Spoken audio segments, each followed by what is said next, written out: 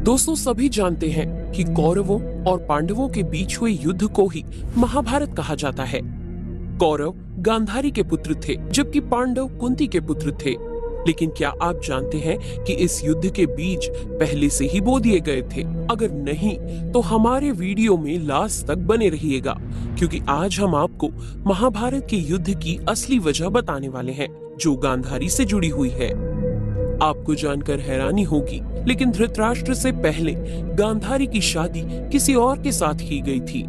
और जब ये बात धृतराष्ट्र को पता चली, तो महाभारत के बीज बोए गए। अब पूरी कहानी क्या है, आइए जानते हैं। अब हम जानेंगे गांधारी के पहले पति के बारे में, जिसकी वजह से महाभारत का युद्ध लड़ा गया।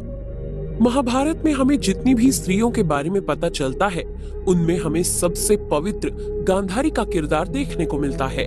गांधारी को एक पतिव्रता और आदर्श नारी माना जाता है।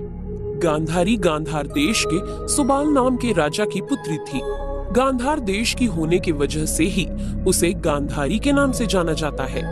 एक बार की बात है, जब वंश की चिंता में भीष्म पितामह गांधार देश के राजा सुबाल के पास जा पहुँचे और हस्तिनापुर के राजा धृतराष्ट्र के लिए गांधारी का हाथ मांगा। ऐसा कहा जाता है कि गांधारी इस विवाह के लिए बिल्कुल तैयार नहीं थी और वो धृतराष्ट्र से शादी नहीं करना चाहती थी। हालांकि गांधारी को धृतराष्ट्र के नेत्रहीन होने की कोई जानकारी नहीं थी, लेकिन फिर भी वो धृतराष्ट्र से शादी नहीं करना चाहती थी। लेकिन भीष्म ने सुबाल के सामने कुछ ऐसी बातें रखी कि राजा सुबाल को गांधारी का विवाह धृतराष्ट्र के साथ करना ही पड़ा और गांधारी भी इस शादी के लिए मान गई। शादी तय होते ही हस्तिनापुर और गांधार दोनों देश शादी की तैयारियों में डूब गए। लेकिन अब गांधार देश में एक परेशानी खड़ी हो चुकी थी। दरअसल जब महर्षियों से गांधारी के विवाह के लिए नक्षत्र और शुभ मुहूर्त के बारे में पूछा गया, तो महर्षियों ने कहा कि शादी में एक दिक्कत है और धृतराष्ट्र से विवाह से पहले इस समस्या को दूर करना होगा। महर्षियों ने बताया कि गांधारी की कुंडली में एक दोष है, जिसकी वजह से विवाह के बाद गांधारी के पति की जान को खतरा है। इसलिए महर्षियों ने गांधारी का विवाह सबसे पहले किसी और से करने के लिए कहा, जिसके बाद दोष टल जाएगा और धृतराष्ट्र से गांधारी का विवाह किया जा सकेगा। इसलिए धृतराष्ट्र से पहले गांधारी का विवाह एक बकरे से कराया गया और बाद में इस बकरे की बलि चढ़ा दी गई और गांधारी को विधवा मान लिया गया। और तब कहीं जाकर गांधारी का विवाह धृतराष्ट्र से कराया गया। लेकिन ये राज हस्तिनापुर में किसी को नहीं पता था। शादी होने से पहले तक गांधारी को ये पता ही नहीं था कि धृतराष्ट्र नेत्रहीन है। ये सच गांधारी को शादी वाले दिन ही पता चला। और शादी के बाद जैसे गांधारी ने हस्तिनापुर में कदम रखा, उसने एक ऐसा फैसला लिया जिसने सभी को हैरान कर दिया। दरअसल पति के नेत्रहीन होने पर गांधारी ने स्वयं भी इस खूबसूरत दुनिया को देखने का मन त्याग दिया और अपनी आंखों पर पट्टी बांध ली और पूरी जिंदगी आंखें होते हुए भी गांधारी ने इस दुनिया को नहीं देखा। हालांकि जब महाभारत का युद्ध हुआ, तब गांधारी ने किन्हीं कारणों की वजह से अपने आंखों की पट्टी हटाई। अब धृतराष्ट्र गांधारी के इस फैसले से कुछ ज्यादा खुश नहीं था और उन्हें ऐसा लगता था कि गांधारी उनका अपमान करना चाहती है। लेकिन समय के साथ साथ सब बदल गया और धृतराष्ट्र को ये समझ आ गया कि गांधारी ये सब उन्हीं के लिए कर रही है। शादी के काफी समय बाद तक भी गांधारी के पहले विवाह का राज हस्तिनापुर में किसी को मालूम नहीं था। लेकिन एक रोज धृतराष्ट्र को गांधारी के पहले विवाह की भनक लग गई, लेकिन आधी अधूरी। दरअसल किसी ने धृतराष्ट्र को बताया कि उसकी शादी एक विधवा लड़की के साथ कराई गई थी। गांधारी की पहले भी एक शादी हो चुकी है और उसके पहले पति का क्या हुआ ये कोई नहीं जानता।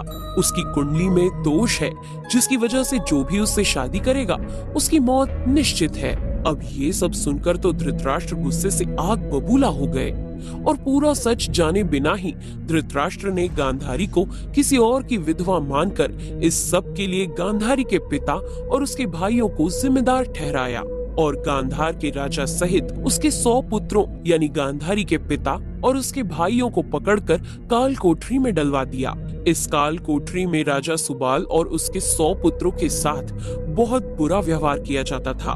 उन्हें हर तरह से दर्दनाक सजाएं दी जाती थी। इतना ही नहीं, उन्हें खाने के नाम पर पूरे दिन में सिर्फ एक मुट्ठी अनाज दिया जाता था। कई दिनों तक इस काल कोठरी में गांधारी के पिता राजा सुबाल और उनके पुत्र भूख और दर्द से तड़पते रहे। लेकिन धृतराष्ट्र ने अपने पिछले जन्म की तरह यहाँ भी रहम नहीं दिखाया और आखिरकार भूख से तड़प तड़प कर राजा सुबाल का अंतिम समय आ गया। राजा सुबाल सहित उनके 99 पुत्र मारे गए, लेकिन सुबाल का सबसे छोटा पुत्र शकुनी जिंदा था। दरअसल अपने साथ हो रहे इस अत्याचार को देखने के बाद राजा सुबाल चाहता था कि धृतराष्ट्र भी इस दर्द को बर्दाश्त करे और उसके परिवार की बर्बादी की वजह राजा सुबाल का पुत्र ही बने। इसलिए जब भी राजा सुबाल को खाने के लिए एक मुट्ठी अनाज दिया जाता तो वो उस अनाज को अपने सबसे छोटे पुत्र शकुनी को खिला दिया करते थे, जिससे वो अंतिम समय तक बचा रहा। और जब राजा सुबाल का अंतिम समय आया तो उसने धृतराष्ट्र से शकुनी की रिहाई की आखिरी इच्छा रखी और इच्छा को धृतराष्ट्र ने पूरा भी किया। मरने से पहले राजा सुबाल ने शकुनी से कहा था कि वो उसकी रीढ़ की हड्डी के पासे बनाकर अपने पास रखे। पिता की आखिरी इच्छा का पालन करते हुए शकुनी ने उनकी रीढ़ की हड्डियों के पासे बनाकर अपने पास रख लिए और बाद में इन्हीं पासों का कौरवों और पांडवों के बीच होने वाले जुए में इस्तेमाल किया जाने लगा। बाद में यही शकुनी मामा पांडवों और कौरवों के बीच पड़ने वाली दरार का कारण बना। गांधारी और धृतराष्ट्र के 100 पुत्र और एक पुत्री हुई। इन सब में दुर्योधन सबसे बड़ा था। शकुनी दुर्योधन को हमेशा अपने कंट्रोल में रखता था। हालांकि माँ गांधारी ये कभी भी नहीं चाहती थी कि उसका पुत्र गलत रास्ते पर चले, लेकिन धृतराष्ट्र भी शकुनी के कहने पर चलता था। लिहाजा गांधारी कुछ नहीं कर पाती और बाद में आप जानते ही हैं कि इस छोटी मोटी दरार ने इतना बड़ा रूप ले लिया कि कौरव और पांडवों के बीच युद्ध की घड़ी आ गई। उम्मीद है दोस्तों अब आप जान ही गए होंगे कि गांधारी का पहला पति कौन था और किस तरह वो इस महायुद्ध का कारण बना। अगर आप कौरवों और पांडवों के बीच लड़े गए इस युद्ध के बारे में और दिलचस्प बातें जानना चाहते हैं तो हमें कमेंट बॉक्स में लिख कर बताइए।